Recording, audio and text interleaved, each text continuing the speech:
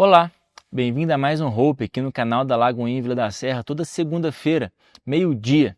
Espero que você tenha sido abençoado pelos vídeos anteriores e é toda segunda-feira para abençoar a sua semana, para você começar a semana com a palavra inspirada, começar a semana sendo direcionado pela palavra de Deus. Semana passada falamos sobre Gênesis capítulo 1, versículo 1, começando o ano da forma certa, com a perspectiva certa daquilo que Deus tem para nós. Se você não assistiu ainda, eu te encorajo, após esse vídeo, a assistir. Foi tão poderoso, recebemos tantos testemunhos de pessoas que foram abençoadas pela palavra liberada.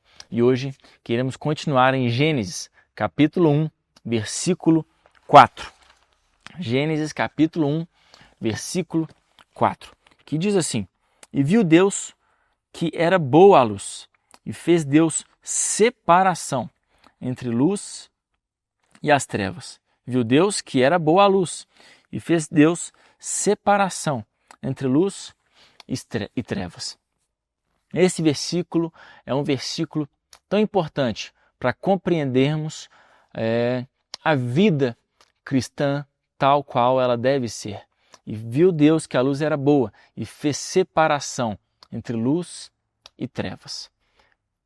Perceba que há uma separação feita. Há algo de um lado e algo de outro. Há uma linha traçada pelo próprio Deus. Deus colocou a luz de um lado e trevas do outro. Ele disse: daqui para lá é trevas, daqui para cá é luz. Não há um meio termo, não há uma transição, não há uma área cinza. E por que eu estou dizendo isso? Porque nós cristãos somos chamados à santidade, somos chamados a caminharmos com Deus, somos chamados a alegrar o coração de Deus, somos chamados a não viver como o mundo vive, a não seguirmos as práticas do mundo, a não fazermos as coisas que o mundo faz, nem que o mundo promove, mas somos chamados a vivermos um padrão de vida celestial.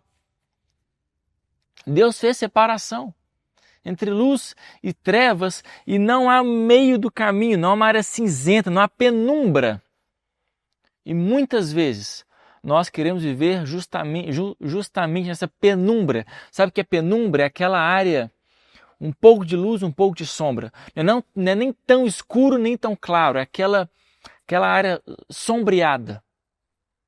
Nós queremos viver um pouco da vida cristã, pouco na igreja, alguns princípios bíblicos, ao mesmo tempo que algumas coisas da sua velha vida, alguns princípios alguns velhos hábitos, algumas velhas formas de pensar, algumas velhas formas de tratar o próximo, algumas velhas formas de fazer negócio.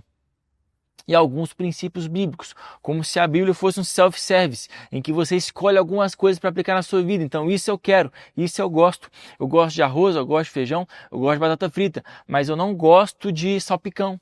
Então, salpicão eu deixo. A Bíblia não é self-service para você ler e escolher partes que você gosta e partes que você não gosta. Isso me serve, isso não me serve. Mas Deus disse que a luz era boa e o próprio Deus é a luz. A trevas não.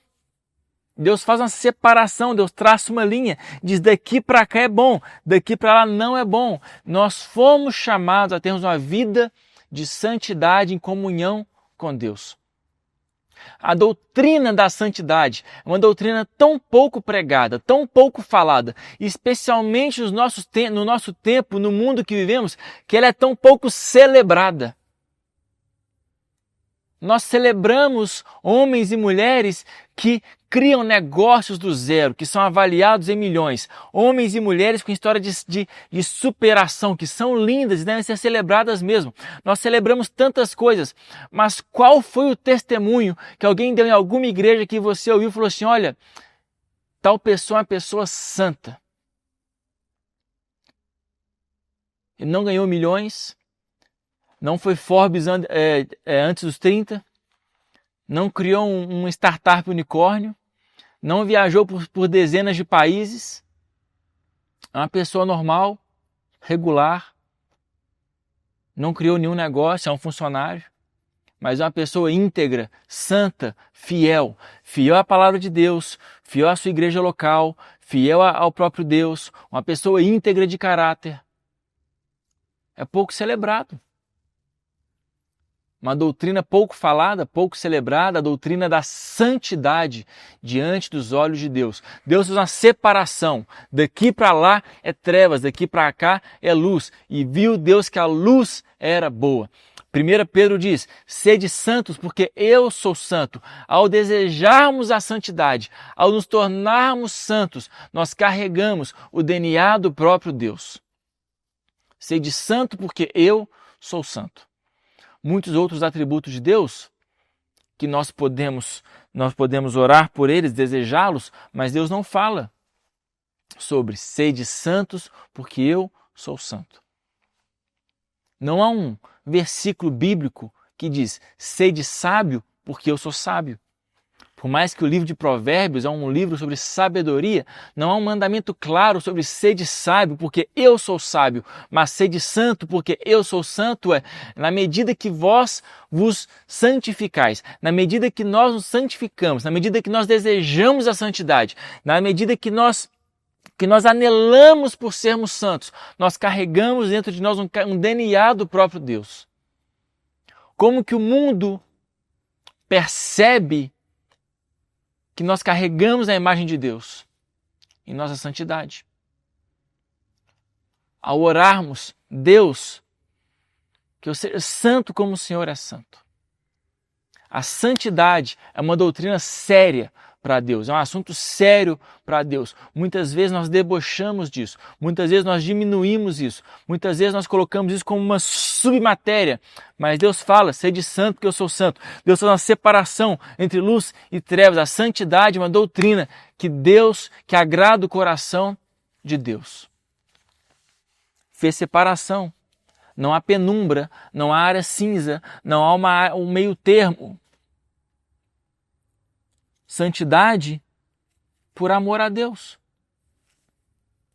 Muitas pessoas podem pensar, pastor, mas eu não consigo deixar certas práticas, não consigo deixar certos pensamentos, não consigo deixar certas companhias que eu sei que me afastam de Deus, certas músicas que me afastam de Deus, certas práticas, certos hábitos que me afastam de Deus. Você só vai conseguir praticar a santidade quando você tiver um amor por Deus, porque você ama a Deus. O amor a Deus deve ser superior a todos os outros amores. Dessa forma, tudo que você faz por amor a Deus. E aquela pergunta que muitas pessoas fazem, tal coisa é pecado? Tal lugar é pecado? Tal música é pecado? Eu posso fazer tal coisa e ainda assim ir para o céu? Se eu fizer tal coisa, eu vou para o inferno. Eu consigo ir para o céu e ainda fumar. Eu consigo ir para o céu e falar palavrão. Eu consigo ir para o céu. Eu preciso frequentar uma igreja para ir para o céu? Muitas pessoas perguntam isso. Eu preciso ofertar e dizimar para ir para o céu? Essa não é a pergunta certa. A pergunta certa é, o que me atrai para mais próximo de Deus? Porque eu amo a Deus. Por amar a Deus, eu quero estar próximo dele. Por amar a presença de Deus, eu quero atraí-la sobre a minha casa. Por amar a presença de Deus, eu quero estar dentro dela. Eu quero ser íntimo do coração do Pai. Eu quero amar as coisas que Deus ama. Eu quero odiar as coisas que Ele odeia. Então, por amar a Deus, a pergunta não é, eu posso fazer tal coisa e ainda assim ir para o céu? A pergunta é, o quão tal prática me aproxima de Deus? Eu não leio a Bíblia porque eu tenho que ler a Bíblia, mas eu leio a Bíblia porque eu amo a Deus e a palavra de Deus atrai a presença dele sobre mim. Eu não adoro a Deus porque eu tenho que adorar a Deus, mas a adoração cria uma atmosfera para a presença de Deus. Eu não oro porque eu tenho que orar, mas eu oro porque eu amo que quando eu oro a presença de Deus vem sobre a minha casa. Eu não vou a certos lugares, porque se eu for, eu vou para o inferno. Mas eu sei que certos lugares me afastam da presença de Deus. Eu não escuto certas músicas que eu não posso, mas porque certas músicas podem desviar minha mente das realidades celestiais e me afastam de Deus. Esse é o pensamento correto de se ter. Deus fez separação entre a luz e as trevas. É tão comum pensarmos nos dias de hoje que as coisas não têm nada a ver. Vivemos na era da hipergraça, que tudo se pode. Tudo pode, desde que você venha na igreja domingo e você dê o seu dízimo, e você faça a ceia uma vez por mês, você pode tudo. Casais se divorciando, homens maltratando as suas esposas, pais humilhando os seus filhos, dando mau testemunho nas empresas que trabalham, nas empresas que geram. Acha que se pode fazer tudo, que já foi aceito, já foi perdoado. Mas Deus traça uma linha, faz uma separação. Não é uma zona, não é uma zona de sombra, não é uma zona de penumbra, mas Ele faz uma linha. Daqui para cá é luz, e a luz diz Deus que é bom. Daqui para lá é trevas, e na trevas Ele não habita nela. Uma linha separatória. Numa era de hipergraça, que tudo se pode, que você pode fazer tudo, faz o que quiser, vive uma vida completamente corrompida de segunda a sábado e vem à igreja domingo e levanta as mãos da glória a Deus. Não me entenda mal, se você vive uma vida errada de segunda a sábado, você vem para a igreja, você é bem-vindo na igreja, você deve vir à igreja, mas a igreja deve ser capaz de transformar o seu homem interior. O evangelho é poderoso para transformar uma vida. A doutrina deve ser poderosa para transformar alguém. Em nome de Jesus. A santidade.